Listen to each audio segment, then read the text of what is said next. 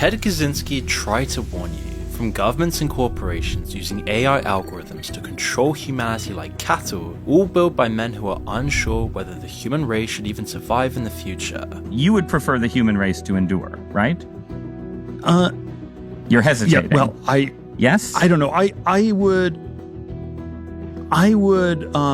But we are no longer told how to think, but instead outsource our thinking to a technocratic elite who program our culture, to our reality today being so layered with distractions and distortions that we seek happiness and pleasure and continue to only find disappointment. A world where everyone's repressed, lonely, isolated, and existing as one insignificant cog in an incomprehensible machine. 30 years ago, this was the chilling vision of the future that Ted Kaczynski predicted that we would see within the next 40 years. And right now, we're witnessing all of this, just as he predicted. So in this video, we're going to go over all the major warnings that Ted made, and how his predictions for modern society are unfolding at this very moment. Now for those unaware, Ted might have actually been a genius. As a child, his IQ was estimated to be around 160 to 166. He was a math prodigy, accepted into Harvard at 16 years old, and a subject of a secret CIA experiment on mind control. It was this brutal treatment undertaken by the CIA to manipulate him that left Ted with a lasting suspicion of the US government and deep anger at the world overall, eventually culminating in him becoming a domestic terrorist hunted by the FBI for 17 years. In this time, he demanded the publication of his manifesto in exchange for an end to the bombings. When the manifesto was published, his brother recognized it as Ted's work and informed the FBI. Ted was then arrested in Montana and given life without parole, where he would eventually take his own life. Now of course, the Unabomber's methods were absolutely abhorrent, but his warning for the future of humanity outlined in his manifesto was frighteningly insightful, so much so that it's leading to a whole generation of people following his beliefs, as we saw with Luigi Mangione. And in some ways, it's not hard to see why. With Palantir spying on your every movement, AI tracking every thought we have, and the coming meaningless of future life, it seems like his predictions in his manifesto are now truer than ever before. So let's take a look at what he actually said in industrial society and its future that's so prescient today. Now of course, in his manifesto he outlined all of his views on society and predicted what would happen to humans trapped in our modern industrialized society. He was raging against the coming destruction of nature and the urbanization of the planet. He warned of the car-centricness of American cities, suburban sprawl, and the dehumanization of society. He felt that the modern constructs that we have today was beginning to make people psychologically ill, alienated, and dependent on complex systems beyond their control. And in so many ways, he was just spot on with his predictions. Today, people are psychologically ill. There is an epidemic of mental health issues. People are alienated, living without community or extended family. And of course, now more than ever, we are dependent on complex systems in every aspect of our lives that has completely taken away our ability to have independent thoughts and really think for ourselves. I mean, all you have to do is just look around you today where everyone's on their phones, where you think you have free will but will spend 6 to 8 hours every single day looking at your screens, where algorithms are in place to dictate what you see, what you buy, who you date, and how you actually just think about the entire world around you, where these algorithms almost make you yourself a large language model to begin with. More or less, we're LLMs. More or less, we don't do a single intelligent thing all day long. And the reason that they're able to mimic us is because we don't realize that intelligence is a last resort for us. Ted explicitly stated in his manifesto, quote, "It is not possible to make a lasting compromise between technology and freedom, because technology continually encroaches on freedom through repeated compromises." Clearly warning that technology wouldn't serve humanity, but humanity would be forced to cave into serving technology. And we're now starting to see this just gradually every day at work and at home, where it's almost impossible and unheard of to go throughout the day without any algorithms or phones or just technology in general. But the interesting aspect of his predictions is that they're all interconnected with one another. Just take any modern issue we see today, like how much of the West is suffering from declining birth rates and moving away from the nuclear family, where community and togetherness is actually being decimated each year, where people are abandoning religion and moral codes and every kind of crime is rising. This is exactly what Ted Kaczynski predicts of as a way in which society would break down. Low birth rates, mass depression, and spiritual emptiness. He said that it would either happen like that, or worse, society adapts by altering human nature itself through genetic engineering, AI, and rampant pharmaceutical use, reshaping us into obedient, soulless hive creatures who no longer mind being cogs in a system. This second scenario really terrified him, and to some degree it should really terrify us all too. As this isn't just some dystopian fantasy, something like WALL-E, there are real life examples such as Canada legalizing assisted suicide, World Economic Forum figures describing large swaths of the population as useless eaters, and a general overhanging apathy throughout the West. Kaczynski feared that with each generation, modern systems would slowly erase the parts of us that make us human: free will, pain, unpredictability, and the soul. And today these trends that we all know and see are compounding exponentially. Take for example one of the booming stocks in the market right now, Palantir, which is effectively monitoring every aspect of our lives. The company was founded by tech futurist Peter Thiel, and part funded by the CIA. We've done a video on this before, but to summarize, this company analyzes massive amounts of data to make decisions, track patterns, and predict future behavior. Something straight out of Minority Report. It also happens to be the world's most secret company, and its main clients are the US Department of Defense, the CIA, ICE, and large global corporations. It's effectively a shadow intelligence contractor, and Peter Thiel himself once wrote, "I no longer believe that freedom and democracy are compatible," and he believes that technocratic elites such as himself are actually better stewards of society than the voting public. In a recent New York Times interview, he stated his fears of a one-world totalitarian state. The irony is that the technological advances pushed forward by Thiel and others could be the first step towards creating such a state. He complained that humanity had to submit to peace and safetyism for the last 50 years through the regulation of anything remotely dangerous. Yet Palantir is the most regulatory tool ever created. It's literally creating a database around every single person in the US, just like China's social credit system. So while Peter Thiel is echoing many of the Unabomber's warnings, he is bringing about some of Kaczynski's worst fears. If Ted were alive today, he would absolutely hate Palantir. In his manifesto, he said our society tends to regard as a sickness any mode of thought or behavior that is inconvenient for the system, and this is plausible because when an individual doesn't fit into the system, it causes pain to the individual as well as problems for the system. Thus, the manipulation of an individual to adjust them to the system is seen as a cure for a sickness and therefore as good. Palantir specializes in psychological surveillance and data-driven behavioral insights used by governments, police, and intelligence agencies. This is one of Ted's most on-point predictions. Palantir is the literal embodiment of a faceless bureaucratic machine using data to control people. Palantir's tools enable mass surveillance, data mining, and tracking of individuals, a form of digital authoritarianism. It's never been harder to know what's really going on in society today, because our news is often filtered through bias, distortion, and political narratives. Ted foresaw machine intelligence taking over human roles, both physically and cognitively, and he warned that humans would be increasingly controlled by systems they no longer understand. And some companies like Google are now raising alarms that their algorithms are too complicated for any one person to understand, in a large problem called the black box problem, where their systems have solved problems or discovered the patterns that were not explicitly programmed or asked for, and produced results where even the creators couldn't fully explain how or why the AI arrived at its solution. For example, in 2022, Matter's Cicero AI system was set to play the strategy game Diplomacy. This is a famous board game that recreates the tense standoff between the great powers just before World War I. The game includes long periods for free negotiation before each move. Players form alliances, plan joint attacks, offer support, and often lie.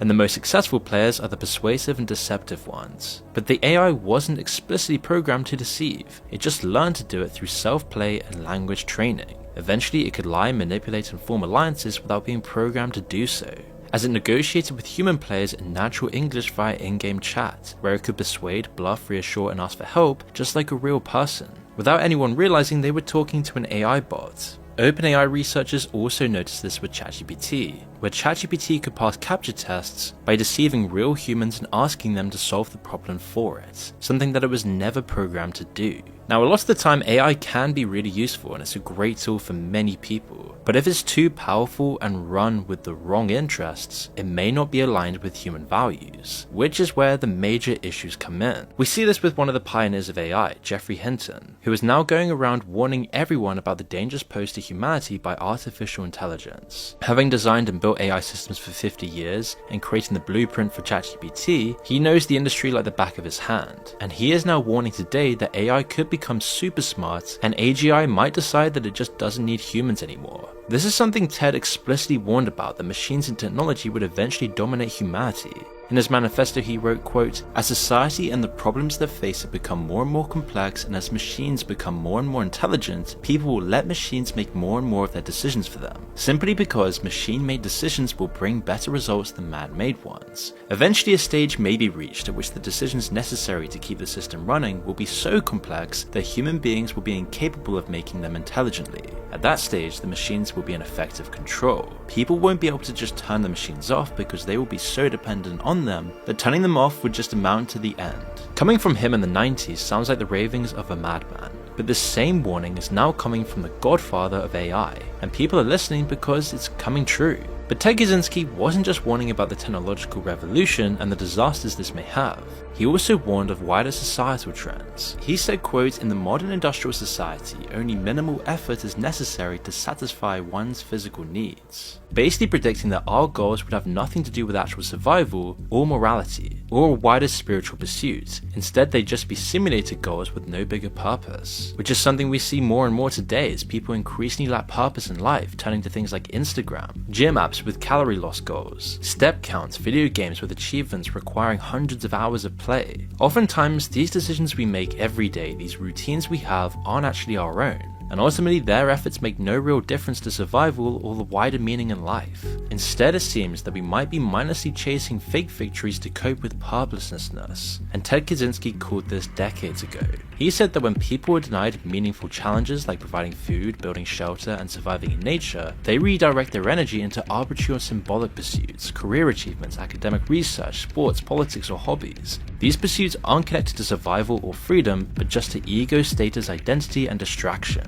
And now these artificial goals are clearly more important than real ones for almost every single person alive in the West. The real purpose of humans was central to Ted's thinking. He coined the term the power process to describe the human need to set meaningful goals, put in effort to achieve them, and feel satisfaction when they'd been achieved. He said that in an industrial society this process is blocked out. As technology carries out tasks for us, government systems and bureaucracy prevent individuals making decisions, and most people don't work to survive, and don't really have any real autonomy of their mind or actions. Which is why he predicted that industrialized society would cause mass mental illness, alienation, and depression. So is it a surprise that today we see record high rates of depression and anxiety, especially amongst young people, when mental health has turned into $1 billion industry and yet everyone just feels worse? People are sicker, fatter, and stupider than ever before, and not in poorer countries where life is actually tough, but in wealthy, tech-saturated countries, where people are just medicated and never really fulfilled, numbing the symptoms and never the cause. Largely because, as Ted predicted in his manifesto, traditional social structures would dissolve under industrial pressures, as he said that in traditional structures like families, small communities and tribes offer direct, meaningful relationships. Industrial society, on the other hand, disrupts these relationships and replaces them with bureaucratic institutions, mass culture, and impersonal rules. He said that, quote, "The system has to force people to behave in ways that are increasingly remote from the natural patterns of human behavior. Divorce rates are sky high, there's no real feeling of community.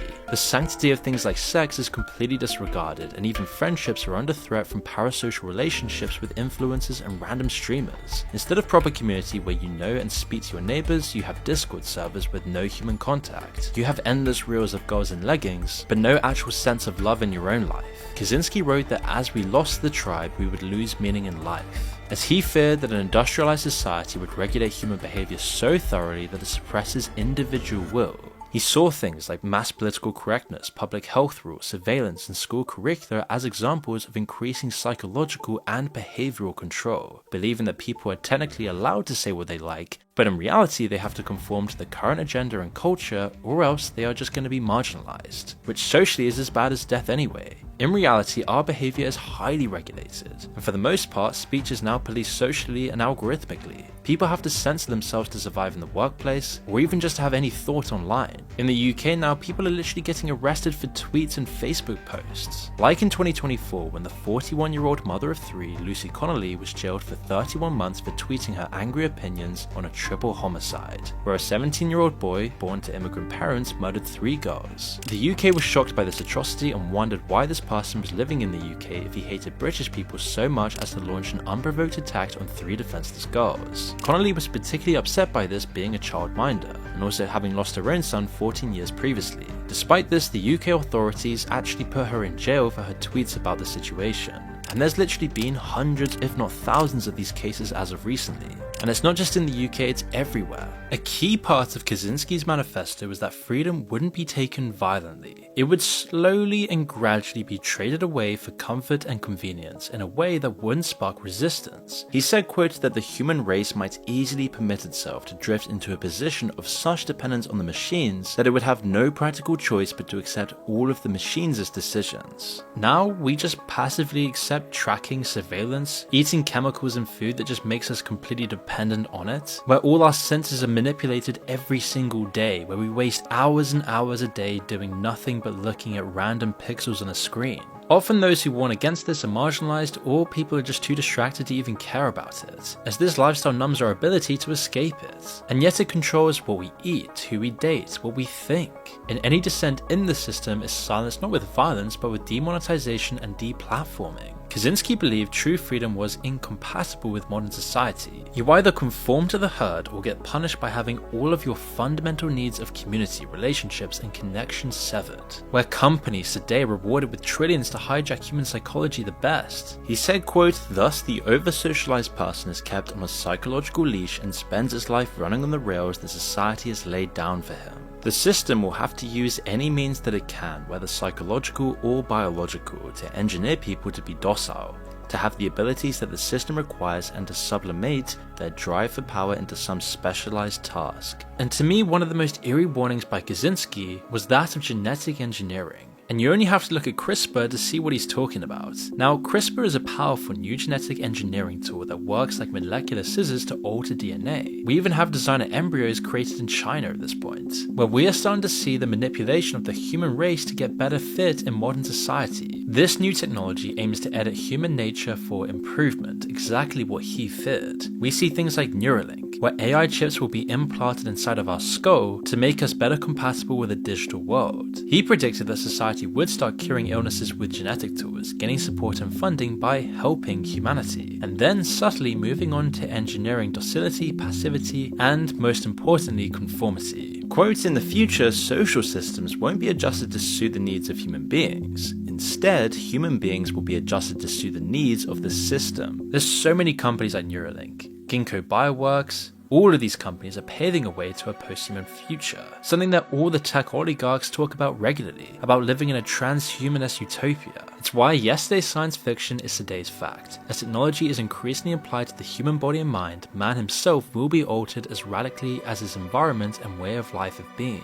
In modern industrial society, human beings are not ends in themselves, but tools just to serve the system. And the system survives by making people so dependent on it they cannot imagine living differently. Where we need chemical and genetic stimulation because of our degrading attention span, superficiality, and pacified nature. We seem to be going into a world straight out of WALL-E. We even did a whole video on this a couple years ago. As we are witnessing all of these giant societal processes taking us away from the natural essence of being a human and depressing our ability to live naturally and meaningfully. So of course, our mental health is naturally going to depress too. And yet we treat the symptoms of modern despair with pills, therapy, and just quick fixes, while actually ignoring the structural trauma of industrial society itself. Big Pharma has a huge interest in pushing SSRIs on anyone who'll take them. They've corrupted America to be able to sell this in adverts, putting untold amounts of resources to put pressure on doctors to prescribe their products and convince people this is totally normal. Quote, imagine a society that makes people miserable then drugs them to forget it. And it's literally getting so bad today that assisted taking your life in Canada is now even legal for depressed people. In March 2027, assisted voluntary ending of life will be available to those whose only condition is mental illness. May targets vulnerable people lacking social support. Healthcare workers are documented as suggesting made to those whose only problem is economic hardship, or simply those who just don't fit into the system well enough, literally taking away the life of those who are deemed undesirable in society. And if you look around you in 2025, no matter where you are, you're probably seeing all of these processes taking place subtly around you. And yet there's zero protest about it. But he did miss something in his manifesto. You see, eventually he was captured by the FBI in 1993, just when the internet was rising exponentially. At the time, the world was at peak centralization, where big corporations and top-down systems ruled everything. But the internet seemed to have flipped that calculus. Suddenly anyone can now learn outside the university and sell products of their own outside of corporations' control. We are more able to build community outside institutions and find like-minded people through the said algorithms. The internet has given us a new frontier of decentralization, creativity, even rebellion. It's allowed anyone around the world to finally have freedom to read whatever they want to read, to consume what they want to consume, and create what they truly feel passionate about, without having to worry about some big company firing you for this. In a strange twist, the same technology that Kaczynski wanted to destroy has led us here right now where you're watching this video about his manifesto, something that would have been buried years ago without the internet. But of course, it could also go the other way too, as we've seen governments now using the internet to surveil their populations from birth. And unless we actively protect our privacy and decentralization,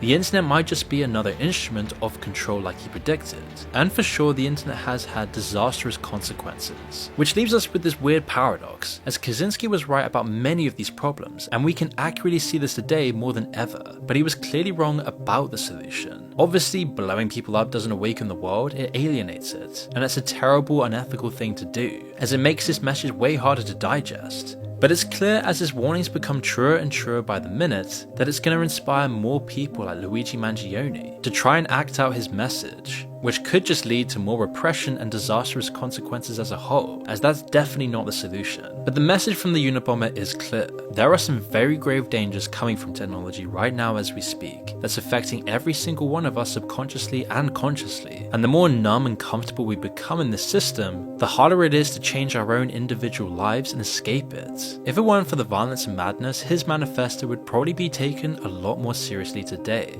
But only time will tell how long we have left to read his final words.